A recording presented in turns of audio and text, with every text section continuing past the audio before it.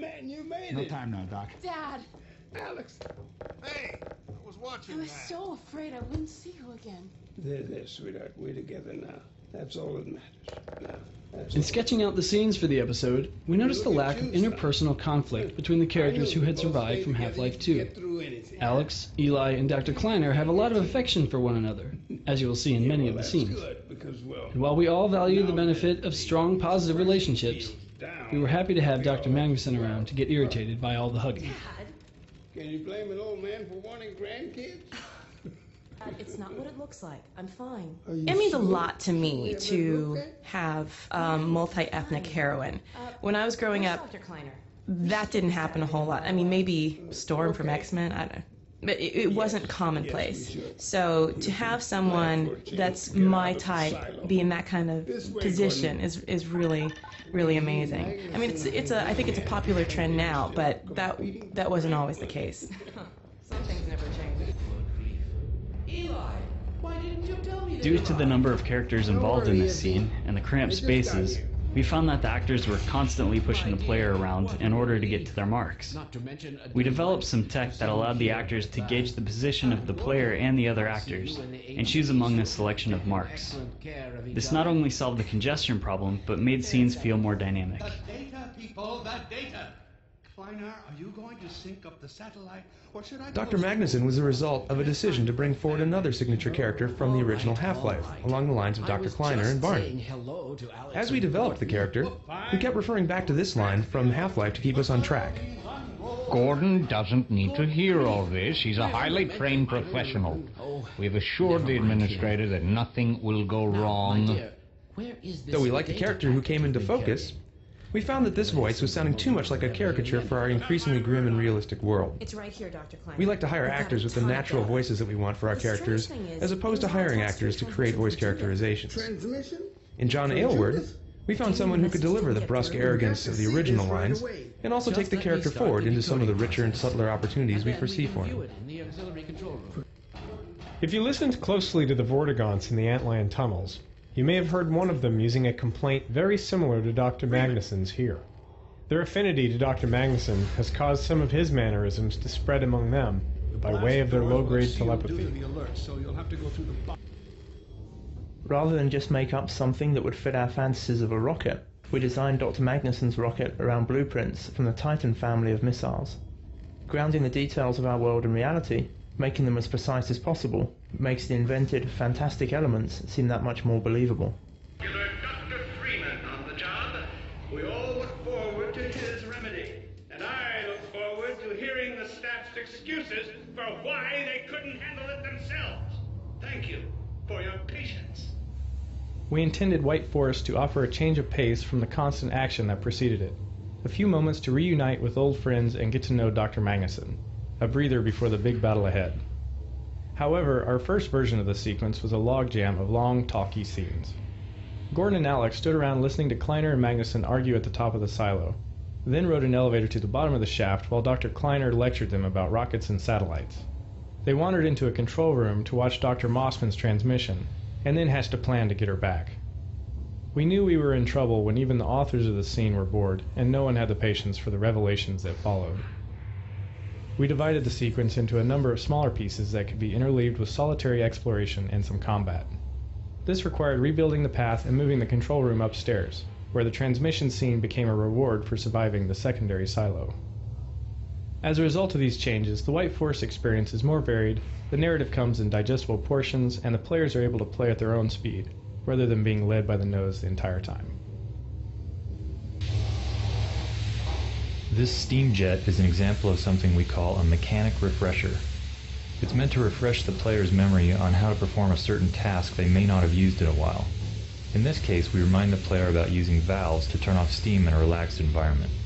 In the map just ahead, this trick will be fresh in their mind, and they'll be far more likely to realize they can use steam jets tactically when they encounter them in a combat situation.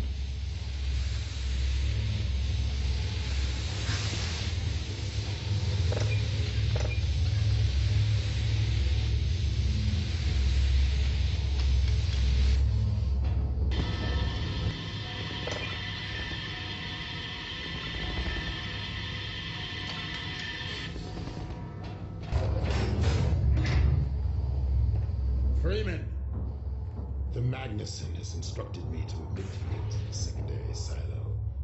The secondary silo... In Half-Life 2, when we first decided to make Vortigaunt ally characters, we played around with having a prominent Vortigaunt companion. Because of their bowed posture and semi-servile manner, this individual was dubbed Heap, after Dickens' character Uriah Heep. In Episode 2, we named the prominent Vort at White Forest Base Uriah. In Episode 3, we'll find out Dickens' unused middle name for Uriah Heep.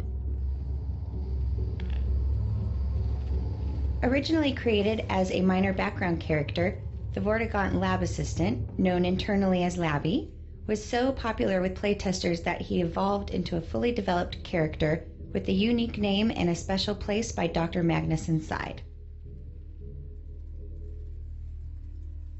Many of us are fans of Lost, and we noticed several strong Half-Life references in the first season of Lost. Gabe Newell and Lost creator J.J. Abrams exchanged fan mail, and Gabe promised Abrams there'd be a Lost reference in Episode 2. We delivered on the promise in this obscure area of the White Forest base.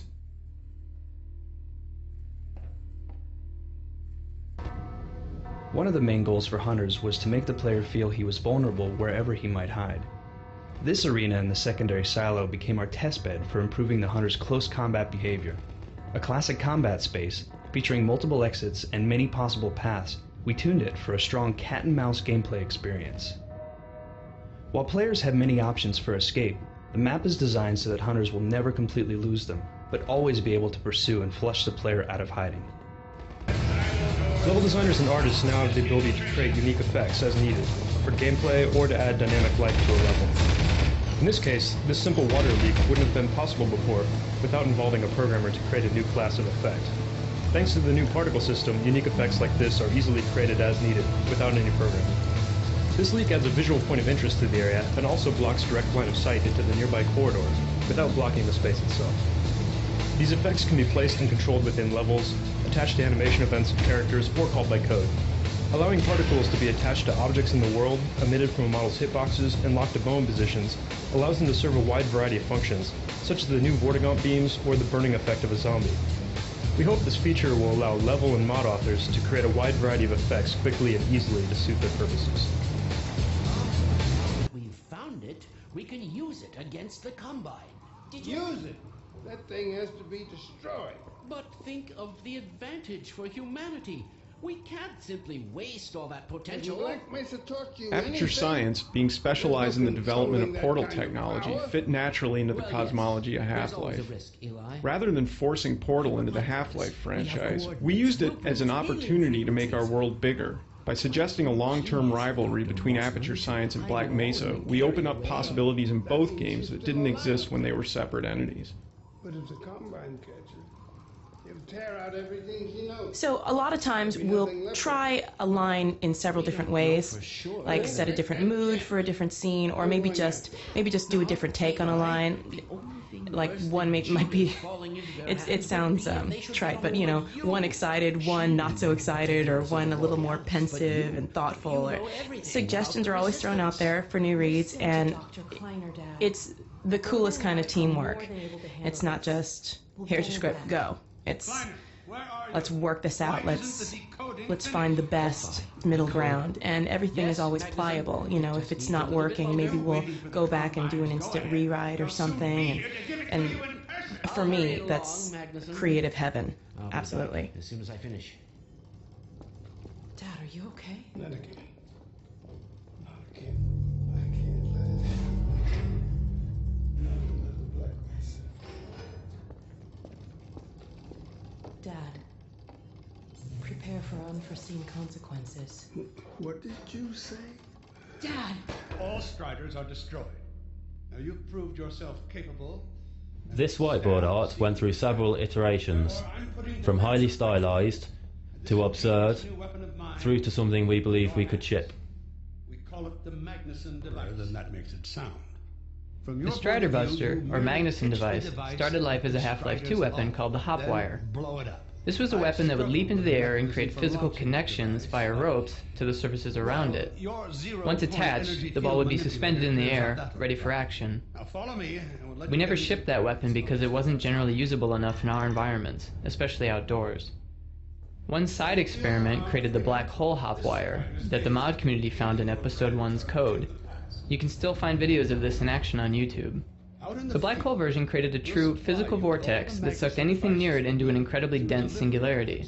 This created a small dense block comprised of all the mass and matter the vortex had collected, which the player could then pick up and hurl at enemies.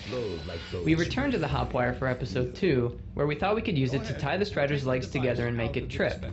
But the mechanic of hurling and attaching the Strider Buster was more fun for players, so we moved the weapon in that direction. There you go. Not too difficult at this rate. Oh, and Freeman, if you pull this off, I might just forgive you for that debacle at Black Mesa. You know the one I mean, involving a certain microwave casserole. Fans of Half-Life 1 may remember a gag involving a microwave oven in the Black Mesa lunchroom. If you push the microwave button several times, the casserole inside it explodes, a memorable experience for many first-time players of Half-Life. In Episode 2, we thought it was finally time to let you know whose lunch you had ruined, and give you a chance at redemption. Get out. I added a rack for Magnuson devices back here. We wanted players to use the car as much as possible, both to move around the valley quickly, and to run over the hunters as a quick and satisfying way of killing them. To encourage this, and to help with orientation problems, we added radar to the car, which indicated the location of enemies. This made the car a more valuable tool in the battle, and solved the navigation problem once and for all. Right here at the south end of the valley. One problem we faced in this map was that players would abandon their car in the heat of battle and not be able to find it later. Given the time pressure and large scale of the map, some of these players couldn't succeed in protecting the base on foot. To address this, we started by adding flashing hazard lights to the car, which helped when the car was in view, but we still saw players lose the car among the trees or behind hills. Eventually, we added a vehicle locator to the player's HEV suit, so players could find the car wherever it was. Before we create any final art, we use placeholders to see if the gameplay is working, and to figure out the proper dimensions and shapes for the model. In this level, we used an old pumpkin model as the placeholder for the Magnuson device. After we decided that the gameplay was fun and the pumpkin worked well, a proper model was created using the pumpkin as a template.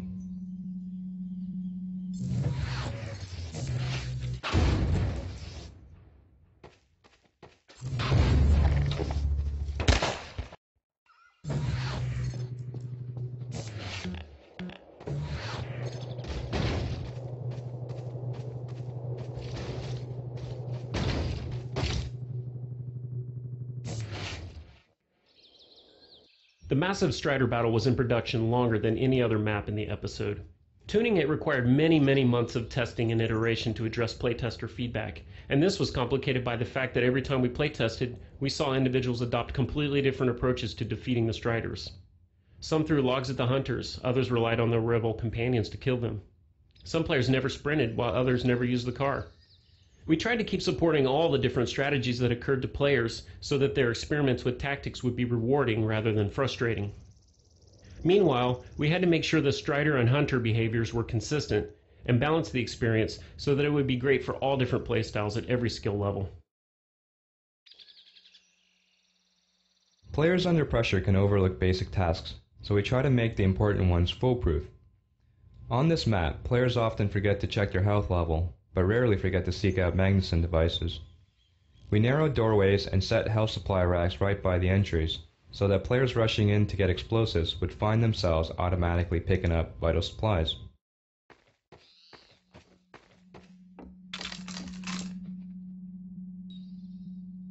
The Hunter's escort behavior includes specific formations and flanking strategies. This environment was designed specifically to enhance those behaviors by providing cover and visually interesting paths. In this way, the environment reinforces the design of the Hunter as stealthy, aggressive, and intelligent. Many players had a hard time orienting themselves in the valley. Before the fight, we send players to the sawmill without telling them how to get there. This was a way of familiarizing them with the map without any time pressure. Still, the size and nonlinearity of the map was confusing for first-time players once the battle began. The loudspeaker announcements that direct players to incoming Striders initially referred to compass directions, which most players couldn't follow because they couldn't remember which way was north. We added White Forest Peak as a global landmark and distinctive local landmarks like the cranes and the water tower, and referred to those landmarks in the announcements instead of compass directions. This helped, but some players still had a hard time knowing which way to go at any given moment. Our ultimate solution was the car's radar, which, along with the landmarks, helps players go where the action is. Episode 2's rocket defense battle was the largest and most non-linear combat experience we had built. It was also the first combat we created that required the use of a vehicle to move from battle to battle. Our design goal was to give players a broad directive, protect the rocket from incoming striders, and let them decide how to accomplish that. Playtesting revealed a number of challenges that we had to overcome, as the free-form nature of the map led to huge variation in success for different players. Small differences in skill or tactics radically changed the difficulty of the experience for players. In response, we had to continually tune all aspects of the experience to support the wide variety of tactics and skill levels demonstrated in playtests.